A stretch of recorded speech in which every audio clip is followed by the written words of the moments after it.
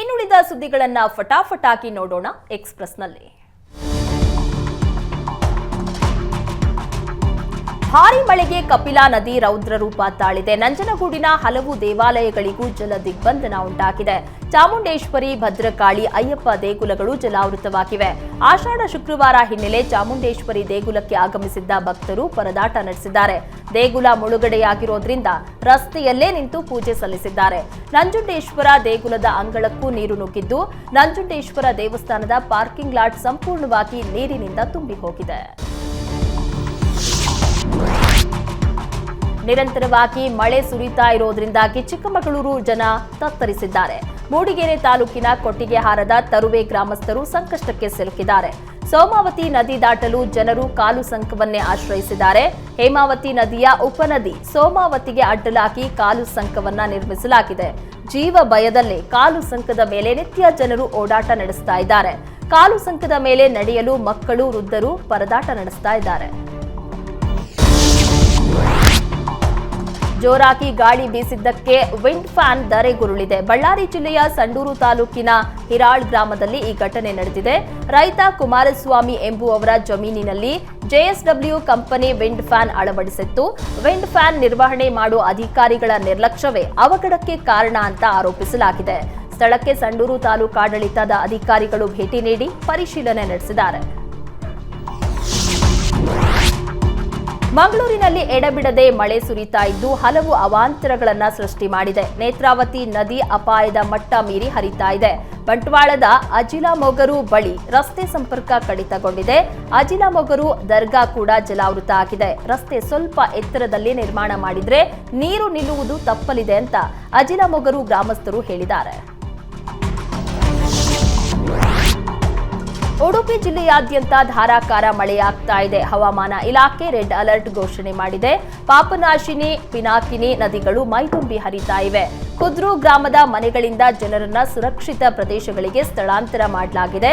ಎತ್ತರದ ಪ್ರದೇಶಗಳಿಗೆ ಜನರನ್ನ ಅಗ್ನಿಶಾಮಕ ಸಿಬ್ಬಂದಿ ಶಿಫ್ಟ್ ಮಾಡಿದ್ದಾರೆ.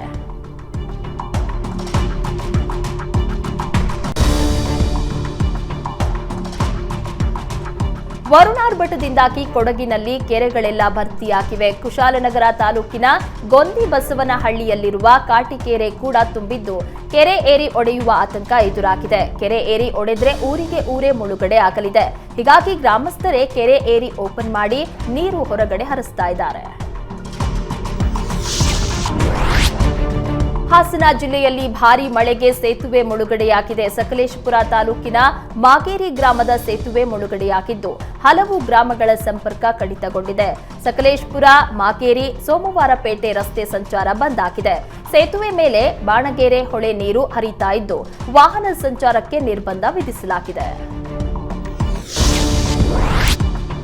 ಮಲೆನಾಡಿನಲ್ಲಿ ನಿರಂತರವಾಗಿ ಮಳೆ ಸುರಿತಾ ಇರೋದ್ರಿಂದ ತುಂಗಭದ್ರಾ ಡ್ಯಾಂ ಭರ್ತಿ ಅಂಚಿಗೆ ತಲುಪಿದೆ. ಕಲ್ಯಾಣ ಕರ್ನಾಟಕದ ಜೀವನಾಡಿ ತುಂಗಭದ್ರಾ ಜಲಾಶಯ ಜೀವಕಳೆ ಪಡೆದುಕೊಂಡಿದೆ. ಜಲಾಶಯದ ಅರ್ಧ ತುಂಬಿರೋ ಹಿನ್ನೆಲೆ ಕಾಲುವೆಗಳಿಗೆ ಎಂದಿನಿಂದ ನೀರು ಹರಿಸಲಾಗ್ತಾ ಇದೆ. ಇದರಿಂದಾಗಿ ಬಳ್ಳಾರಿ, ವಿಜಯನಗರ, ಕೊಪ್ಪಳ, ರಾಯಚೂರು ಜಿಲ್ಲೆ ರೈತರಲ್ಲಿ ಮಂದಹಾಸ ಮೂಡಿದೆ. ಭತ್ತ ಬೆಳೆಯಲು ತಯಾರಿ ಮಾಡಿಕೊಂಡಿದ್ದ ರೈತರು ಕಾಲುವೆಗೆ ನೀರು ಹರಿಸುವ ಸುದ್ದಿ ಕೇಳಿ ಖುಷಿಯಾಗಿದ್ದಾರೆ. 105 ಟಿಎಂಸಿ ಸಂಗ್ರಹ ಸಾಮರ್ಥ್ಯದ ತುಂಗಭದ್ರಾ ಜಲಾಶಯದಲ್ಲಿ ಸದ್ಯ 55 ಟಿಎಂಸಿ ನೀರು ಸಂಗ್ರಹ ಆಗಿದೆ. ಘಟ್ಟ ಪ್ರದೇಶಗಳಲ್ಲಿ ಸುರಿತಾ ಇರುವ ಭಾರೀ ಮಳೆಯಿಂದಾಗಿ ಕುಮಾರಧಾರಾ ನದಿ ಮೈದುಂಬಿ ಹರಿತಾ ಇದೆ. ಕುಕ್ಕೆ ಸುಬ್ರಹ್ಮಣ್ಯದ ಕುಮಾರಧಾರಾ ಸ್ನಾನಘಟ್ಟದ ಬಳಿ ಹೆದ್ದಾರಿ ಜಲಾವೃತಗೊಂಡಿದೆ. ಪುತ್ತೂರು ಸುಬ್ರಹ್ಮಣ್ಯ ರಾಜ್ಯ ಹೆದ್ದಾರಿಯಲ್ಲಿ ಸಂಚಾರ ಬಂದ್ ಆಗಿದೆ. ಮಂಜೇಶ್ವರ ಪುತ್ತೂರು ಸುಬ್ರಹ್ಮಣ್ಯ ರಾಜ್ಯ ಹೆದ್ದಾರಿಯ ದರ್ಪಣ ತೀರ್ಥ ಸೇತುವೆ ಕೂಡ ಮುಳುಗುವ ಭೀತಿ ಎದುರಾಗಿದೆ. ನದಿ ಪಾತ್ರದ ಕೃಷಿ ತೋಟಗಳಿಗೂ ನೀರು ನುಗ್ಗಿದ್ದು ಬೆಳೆ ನಾಶದ ಆತಂಕ ಕಾಡ್ತಿದೆ.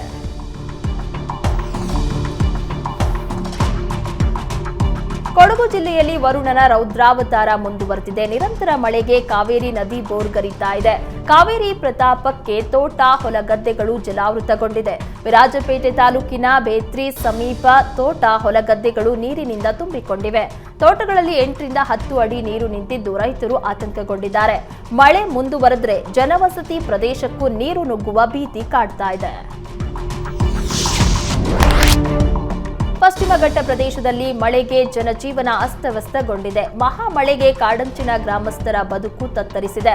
ಹಳ್ಳ ಕೊಳ್ಳಗಳು ಮೈದುಂಬಿ ಹರಿತಾ ಇದ್ದು ಬೆಳಗಾವಿಯ ಗೌಳಿವಾಡ, ಕೊಂಗಾಡ, ಪಾಸ್ತೋಳಿ ಗ್ರಾಮಸ್ಥರು ಸಂಕಷ್ಟಕ್ಕೆ ಸಿಲುಕಿದ್ದಾರೆ. ಸಂಚಾರಕ್ಕಾಗಿ ಗ್ರಾಮಸ್ಥರು ಬಂಡೂರಿ ನಾಲೆಗೆ ಕಟ್ಟಿಗೆ ಸೇತುವೆ ನಿರ್ಮಿಸಿದ್ದಾರೆ. ಕಟ್ಟಿಗೆ ಸೇತುವೆ ಮೇಲೆ 4 ಗ್ರಾಮಗಳ ಜನರು ಜೀವ ಕೈಯಲ್ಲಿ ಹಿಡಿದು ಓಡಾಡ್ತಾ ಇದ್ದಾರೆ. ಪ್ರತಿ ವರ್ಷ ಮಳೆ ಆದಾಗ್ಲೆಲ್ಲ ಈ ಗ್ರಾಮಗಳ ಜನರು ಕಷ್ಟ ಅನುಭವಿಸ್ತಾ ಇದ್ದಾರೆ. ಈ ಗ್ರಾಮಗಳಲ್ಲಿ ಪ್ರಾಥಮಿಕ ಆರೋಗ್ಯ ಕೇಂದ್ರವೂ ಇಲ್ಲ. ಹೀಗಾಗಿ ಅನಾರೋಗ್ಯ ಪೀಡಿತರನ್ನ ಆಸ್ಪತ್ರೆಗೆ ಕರೆದೊಯ್ಯುವುದೇ ಸವಾಲಾಗಿದೆ. ಶಾಶ್ವತ ಸೇತುವೆ ನಿರ್ಮಿಸದ ಅಧಿಕಾರಿಗಳು ಜನಪ್ರತಿನಿಧಿಗಳಿಗೆ ಹಿಡಿಶಾಪ ಹಾಕ್ತಿದ್ದಾರೆ. ನಿರಂತರ ವರ್ಷಧಾರೆಗೆ ಮಲಪ್ರಭಾ ನದಿ ಮೈದುಂಬಿ ಹರಿತಾ ಇದೆ. ಖಾನಾಪುರದ ಅಸೋಕ ಗ್ರಾಮದಲ್ಲಿ ನದಿ ಪಾತ್ರದಲ್ಲಿ ಅಳವಡಿಸಲಾಗಿದ್ದ ಪಂಪ್ ಸೆಟ್ ಮುಳುಗಡೆಯಾಗಿದೆ. ನದಿ ಪಕ್ಕದಲ್ಲಿರುವ ರಾಮಲಿಂಗೇಶ್ವರ ದೇಗುಲಕ್ಕೆ ನಿತ್ಯ 100 ಭಕ್ತರು ಭೇಟಿ ನೀಡ್ತಾ ಇದ್ರು. ಆದರೆ ನದಿ ಬೋರ್ಗರೆಯುತ್ತಿರುವುದರಿಂದ ದೇಗುಲಕ್ಕೆ ತೆರಳದಂತೆ ತಾಲೂಕು ಆಡಳಿತ ನಿರ್ಬಂಧ ವಿಧಿಸಿದೆ. ಕಾಫಿನಾಡು ಚಿಕ್ಕಮಗಳೂರಿನಲ್ಲಿ ಮಳೆ ಅಬ್ಬರ ಮುಂದುವರೆದಿದೆ. ರಸ್ತೆಗಳೆಲ್ಲ ಜಲಾವೃತವಾಗಿದೆ. ರಸ್ತೆಯ ಮೇಲೆ 2 ಅಡಿಗೂ ಹೆಚ್ಚು ನೀರು ಹರಿತಾ ಇದೆ. ಇನ್ನು ಕೊಪ್ಪ ಪಟ್ಟಣದ ಚೌಕಿ ಬಳಿ ಬೈಕ್ನಲ್ಲಿ ತೆರಳುತ್ತಾ ಇದ್ದ ಸವಾರನೊಬ್ಬ ನೀರಿನಲ್ಲಿ ಸಿಕ್ಕಿಬಿದ್ದಿದ್ದ. ಅಲ್ಲೇ ಇದ್ದ ಮತ್ತೋರ್ವ ಬೈಕ್ ಸವಾರ ನೆರವಿಗೆ ಧಾವಿಸಿ ರಕ್ಷಣೆ ಮಾಡಿದ್ದಾನೆ. ರಸ್ತೆ ಮೇಲೆ ನೀರು ಹರಿತಾ ಇದ್ದು ಕಸವೆ ಸಿದ್ದರಮಠ ಗ್ರಾಮದ ಸಂಪರ್ಕ ಕಡಿತಗೊಂಡಿದೆ. ರಸ್ತೆ ಬದಿಯ ಹೊಲ, ಗದ್ದೆ, ತೋಟಗಳು ಜಲಾವೃತಗೊಂಡಿದ್ದು ಮಲೆನಾಡಿಗರು ಕಂಗಾಲಾಗಿದ್ದಾರೆ. ಮಲೆನಾಡು ಭಾಗದಲ್ಲಿ ಕ್ಷಣ ಕ್ಷಣಕ್ಕೂ ವರುಣನ ಆರ್ಭಟ ಉಗ್ರ ರೂಪ ಪಡೆದುಕೊಳ್ತಾ ಇದೆ. ಸತತ ವರ್ಷಧಾರೆಯಿಂದ ಸಾಲು ಸಾಲು ಅವಾಂತರಗಳು ಸೃಷ್ಟಿಯಾಗಿವೆ. ಭದ್ರಾ ನದಿ ಪ್ರವಾಹದಿಂದ ತೋಟ, ಗದ್ದೆಗಳು ಜಲಾವೃತಗೊಂಡಿವೆ. ನಾಗೇಂದ್ರ ಎಂಬುವವರಿಗೆ ಸೇರಿದ 2 ಎಕರೆ ಅಡಿಕೆ ತೋಟ ಜಲಾವೃತ ಆಗಿದೆ. ವರ್ಧಮಾನಯ್ಯ ಎಂಬುವವರಿಗೆ ಸೇರಿದ 3 ಎಕರೆ ಭತ್ತದ ಗದ್ದೆಯು ನೀರಿನಿಂದ ತುಂಬಿಕೊಂಡಿದೆ. ಹೊಲ, ಗದ್ದೆಗಳು ಜಲಾವೃತ ಆಗಿರುವುದಕ್ಕೆ ರೈತರಿಗೆ ಬೆಳೆ ಹಾನಿ ಆತಂಕ ಎದುರಾಗಿದೆ. ಮೈಸೂರಿನಲ್ಲಿ ಮಳೆಯ ಅಬ್ಬರ ನಿಲ್ಲೋ ಲಕ್ಷಣಗಳು ಕಾಣ್ತಾ ಇಲ್ಲ. ಧಾರಾಕಾರ ಮಳೆಗೆ ಜನಜೀವನ ಸಂಪೂರ್ಣ ಅಸ್ತವ್ಯಸ್ತಗೊಂಡಿದೆ. ಮೈಸೂರಿನ ಚಿಕ್ಕಕೊಪ್ಪಲು ಗ್ರಾಮದಲ್ಲಿ ಮನೆ ಕುಸಿತಗೊಂಡಿದೆ. ಸರೋಜಮ್ಮ ದೇವೇಗೌಡ ಎಂಬುವವರಿಗೆ ಸೇರಿದ ಮನೆ ಕುಸಿದಿದ್ದು ಮನೆಯಲ್ಲಿದ್ದ ಗೃಹೋಪಯೋಗಿ ವಸ್ತುಗಳಿಗೆ ಹಾನಿಯಾಗಿದೆ. ಅದೃಷ್ಟವಶಾತ್ ಯಾವುದೇ ಪ್ರಾಣ ಹಾನಿ ಆಗಿಲ್ಲ. ಮನೆ ಕಳೆದುಕೊಂಡು ಸರೋಜಮ್ಮ ಕುಟುಂಬಸ್ಥರು ಕಂಗಾಲಾಗಿದ್ದಾರೆ. ತಾಲೂಕು ಆಡಳಿತಕ್ಕೆ ಸೂಕ್ತ ಪರಿಹಾರ ನೀಡುವಂತೆ ಒತ್ತಾಯಿಸ್ತಾ ಇದ್ದಾರೆ.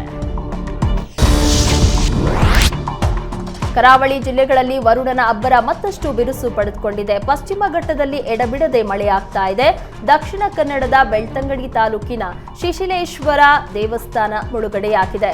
ಶಿಶಿಲ ಕ್ಷೇತ್ರ ಮತ್ಸ್ಯ ತೀರ್ಥ ಎಂದೇ ಪ್ರಸಿದ್ಧಿ ಪಡೆದಿದೆ. ದೇವಾಲಯದ ಪಕ್ಕದಲ್ಲೇ ಕಪಿಲಾ ನದಿ ಹರಿಯುತ್ತದೆ. ಕ್ಷಣ ಕ್ಷಣಕ್ಕೂ ಕಪಿಲಾ ನದಿಯ ಒಳಹರಿವು ಹೆಚ್ಚಾಗ್ತಾ ಇದೆ.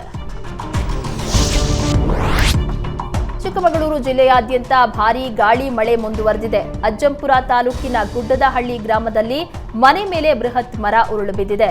ಕುಟುಂಬಸ್ಥರು ನಿದ್ದೆಯಲ್ಲಿದ್ದಾಗ ಏಕಾಏಕಿ ಮರ ಬಿದ್ದಿದೆ. ಮರ ಬಿದ್ದ ಸದ್ದು ಕೇಳಿ ಕುಟುಂಬಸ್ಥರು ಹೊರಗೆ ಓಡಿ ಬಂದಿದ್ದಾರೆ. ಮರ ಬಿದ್ದು ಮನೆ ಮೇಲ್ಚಾವಣಿಗೆ ಹಾನಿಯಾಗಿದೆ.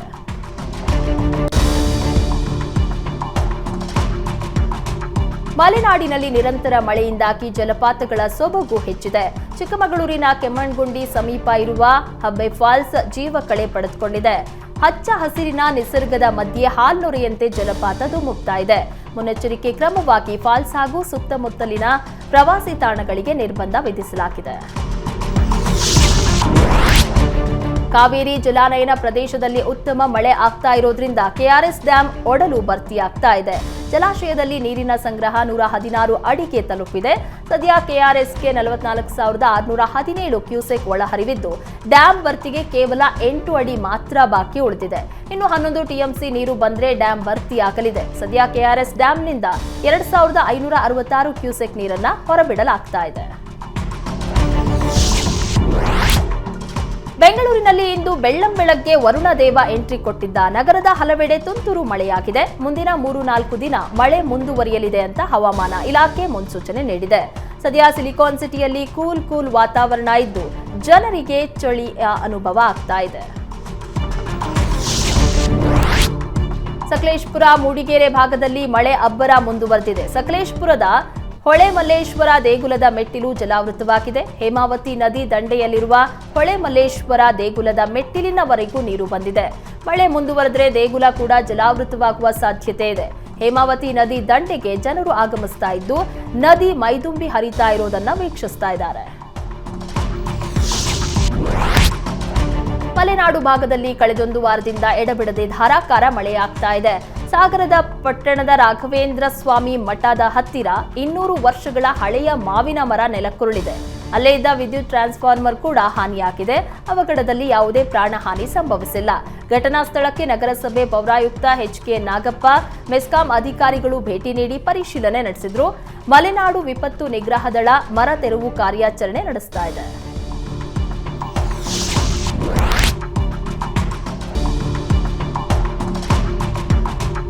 ಉಡುಪಿ ಜಿಲ್ಲೆಯಲ್ಲಿ ಧಾರಾಕಾರ ಮಳೆ ಆಗ್ತಾ ಇದ್ದು ಜೀವನದಿ ಸ್ವರ್ಣ ಅಪಾಯದ ಮಟ್ಟ ಮೀರಿ ಹರಿತಾ ಇದೆ. ನದಿ ಪಾತ್ರದ ಕೃಷಿ ಭೂಮಿ ಮುಳುಗಡೆಯಾಗಿದೆ. ಅಪಾರ ಪ್ರಮಾಣದ ಭತ್ತದ ಗದ್ದೆಗಳು ಜಲಾವೃತಗೊಂಡಿವೆ. ಶಿರೂರು ಮೂಲಮಠ ಹಿರಿಯಡ್ಕ ಸಂಪರ್ಕ ರಸ್ತೆ ಮುಳುಗಡೆಯಾಗಿದೆ. ಮಾಣೈ ಸೇತುವೆ ಮುಳುಗಡೆಯ ಭೀತಿ ಎದುರಾಗಿದೆ. ಸಂಪರ್ಕ ಕಡಿತದಿಂದ ಜನ ಸಂಕಷ್ಟಕ್ಕೆ ಸಿಲುಕಿದ್ದಾರೆ. ಧಾರಾಕಾರ ಮಳೆ ಹಿನ್ನೆಲೆ ಕಬಿನಿ ಜಲಾಶಯದಿಂದ ಅಪಾರ ಪ್ರಮಾಣದ ನೀರು ಹೊರಬಿಡಲಾಗ್ತಾ ಇದೆ. 70,000 ಕ್ಯೂಸೆಕ್ ನೀರು ಹೊರಬಿಟ್ಟಿದ್ದು ನಂಜನಗೂಡು ರಾಷ್ಟ್ರೀಯ ಹೆದ್ದಾರಿ 766 ಬಂದ್ ಆಗಿದೆ. ತಮಿಳುನಾಡು ಮತ್ತು ಕೇರಳಕ್ಕೆ ಸಂಪರ್ಕ ಕಲ್ಪಿಸುವ ರಾಷ್ಟ್ರೀಯ ಹೆದ್ದಾರಿ ಬಂದ್ ಆಗಿದ್ದು ಸಂಚಾರ ಅಸ್ತವ್ಯಸ್ತಗೊಂಡಿದೆ. ರಾಷ್ಟ್ರೀಯ ಹೆದ್ದಾರಿ ಬಂದಾದ ಕಾರಣ ವಾಹನ ಸವಾರರಿಗೆ ಬದಲಿ ಮಾರ್ಗದ ವ್ಯವಸ್ಥೆಯನ್ನ ಮಾಡಲಾಗಿದೆ. ನಂಜನಗೂಡಿನ ಮಲ್ಲನಮೂಲೆ ಮಠದ ಬಳಿಯ ರಸ್ತೆ ಜಲಾವೃತವಾಗಿದೆ. ಶೇಷಾದ್ರಿಪುರಂನ ರಸ್ತೆಯಲ್ಲಿ ಮರ ಬಿದ್ದು ಸಂಚಾರ ಸಂಕಷ್ಟ ಎದುರಾಗಿದೆ. ಶೇಷಾದ್ರಿಪುರಂನ 1ನೇ ಮುಖ್ಯ ರಸ್ತೆಯಲ್ಲಿ ಘಟನೆ ನಡೆದಿದೆ. ಮರ ಬಿದ್ದು ಹಿನ್ನೆಲೆ ವಿದ್ಯುತ್ ತಂತಿಗಳು ಕಟ್ಟಾಕಿವೆ. ರಾತ್ರಿಯಿಂದ ಕರೆಂಟ್ ಇಲ್ಲದೆ ಸ್ಥಳೀಯರು ಪರದಾಡ್ತಾ ಇದ್ದಾರೆ. ರಾತ್ರಿ ಮರ ಬಿದ್ದರೂ ಬೆಸ್ಕಾಂ ಬಿಬಿಎಂಪಿ ಸಿಬ್ಬಂದಿ ಇನ್ನೂ ಸ್ಥಳಕ್ಕೆ ಆಗಮಿಸಿಲ್ಲ ಅಂತ ಸ್ಥಳೀಯರು ಆಕ್ರೋಶ ಹೊರಹಾಕಿದ್ದಾರೆ. ರಸ್ತೆಯಲ್ಲಿ ಮರ ತೆರವು ಮಾಡದೇ ಇರೋದಕ್ಕೆ ಟ್ರಾಫಿಕ್ ಜಾಮ್ ಉಂಟಾಗಿದೆ. ಚಿಕ್ಕಮಗಳೂರಿನಲ್ಲಿ ಲಾರಿ ಪ್ರಪಾತಕ್ಕೆ ಬಿದ್ದು ಸಂಪೂರ್ಣ ನಜ್ಜುಗುಜ್ಜಾಗಿದೆ. ಶೃಂಗೇರಿಯ ನೆಮ್ಮಾರು ವ್ಯಾಪ್ತಿಯ ಹೊಸದೇವರ ಹಡ್ಲು ಸಮೀಪದಲ್ಲಿ ಘಟನೆ ನಡೆದಿದೆ. ಸುಮಾರು 50 ಅಡಿ ಆಳದಲ್ಲಿ ಲಾರಿ ಬಿದ್ದಿದ್ದು ಅದೃಷ್ಟವಶಾತ್ ಚಾಲಕ ಬದುಕುಳಿದಿದ್ದಾನೆ. ನಿರಂತರ ಮಳೆಗೆ ನೆಮ್ಮಾರು ಸಮೀಪದ ರಸ್ತೆ ಕುಸಿತ ಇರೋದ್ರಿಂದ ಅವಘಡಕ್ಕೆ ಕಾರಣ ಎನ್ನಲಾಗ್ತಾ ಇದೆ. ಧಾರವಾಡ ಜಿಲ್ಲೆಯಾದ್ಯಂತ ಜಿಟಿ ಮಳೆಯಾಗ್ತಾ ಇದೆ. ಮಳೆ ರಗಳೆಗೆ ಶಾಲಾ ಮಕ್ಕಳು, ಕಾಲೇಜು ವಿದ್ಯಾರ್ಥಿಗಳು ಹೈರಾಣಾಗಿದ್ದಾರೆ. ಕಳೆದ 5-6 ದಿನಗಳಿಂದ ಬಿಟ್ಟು ಬಿಡದೆ ಮಳೆಯಾಗ್ತಾ ಇದೆ. ಮಳೆಗೆ ರಸ್ತೆಗಳೆಲ್ಲ ಕೆಸರುಮಯವಾಗಿದ್ದು ವಾಹನ ಸವಾರರು ಪರದಾಡ್ತಾ ಇದ್ದಾರೆ. ಕಳೆದ 5 ದಿನಗಳಿಂದ ನಿರಂತರವಾಗಿ ಸುರಿತಾ ಇರುವ ತುಂತುರು ಮಳೆ ಜನಜೀವನವನ್ನ ಅಸ್ತವ್ಯಸ್ತಗೊಳಿಸಿದೆ.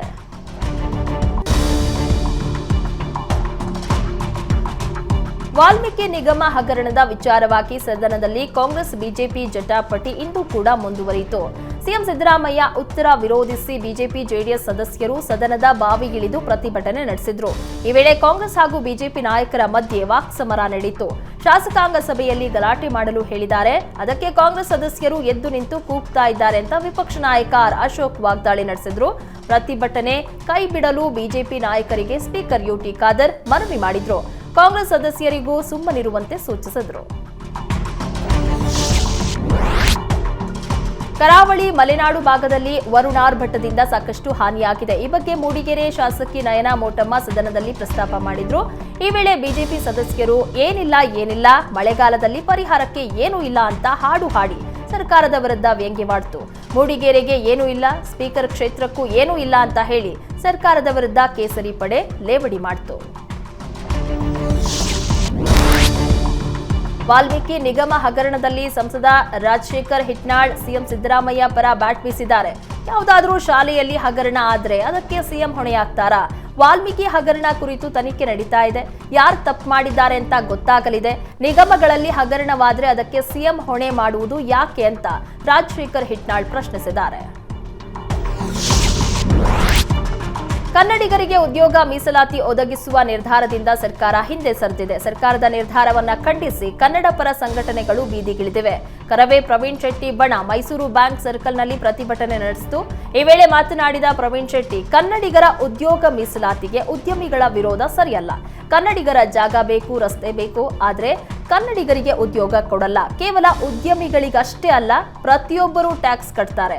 ಸರ್ಕಾರ ಯಾವುದೇ ಕಾರಣಕ್ಕೂ ಉದ್ಯಮಗಳ ಒತ್ತಡಕ್ಕೆ ಮಣಿಬಾರದು. ಸರ್ಕಾರ ಉದ್ಯೋಗ ಮೀಸಲಾತಿಯನ್ನ ಜಾರಿ ಮಾಡದೇ ಇದ್ರೆ ಉಗ್ರ ಹೋರಾಟ ಮಾಡೋದಾಗಿ ಪ್ರವೀಣ್ ಶೆಟ್ಟಿ ಎಚ್ಚರಿಕೆ ನೀಡಿದ್ರು.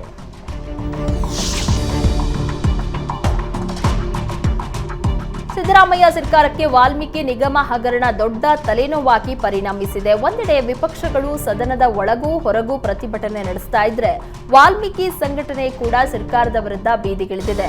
ಬಹುಕೋಟಿ ಅವ್ಯವಹಾರ ಖಂಡಿಸಿ ವಾಲ್ಮೀಕಿ ಸಂಘಟನೆ ವಿಧಾನಸೌಧಕ್ಕೆ ಮುತ್ತಿಗೆಗೆ ಯತ್ನಿಸಿತು. ವಿಧಾನಸೌಧ ಗೇಟ್ ಬಳಿಯೇ ಪೊಲೀಸರು ಪ್ರತಿಭಟನಾಕಾರರನ್ನ ಬಂಧಿಸಿದ್ರು.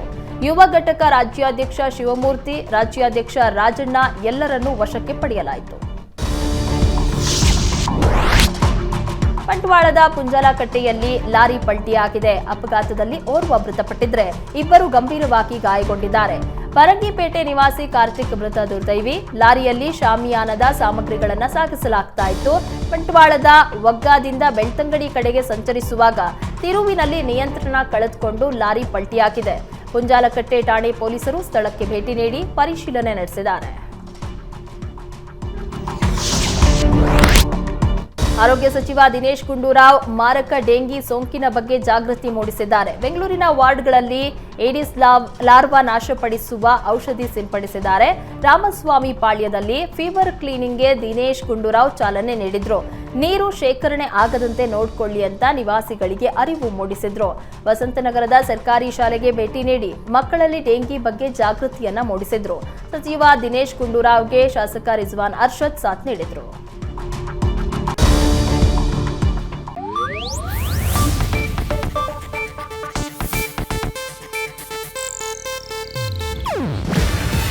ಇದು ಏಷ್ಯಾನೆಟ್ ನ್ಯೂಸ್ ನೆಟ್ವರ್ಕ್ ಪ್ರಸ್ತುತಿ. ನೀವು ನೋಡ್ತಿದ್ದೀರಾ ಏಷ್ಯಾನೆಟ್ ಸುವರ್ಣ ನ್ಯೂಸ್.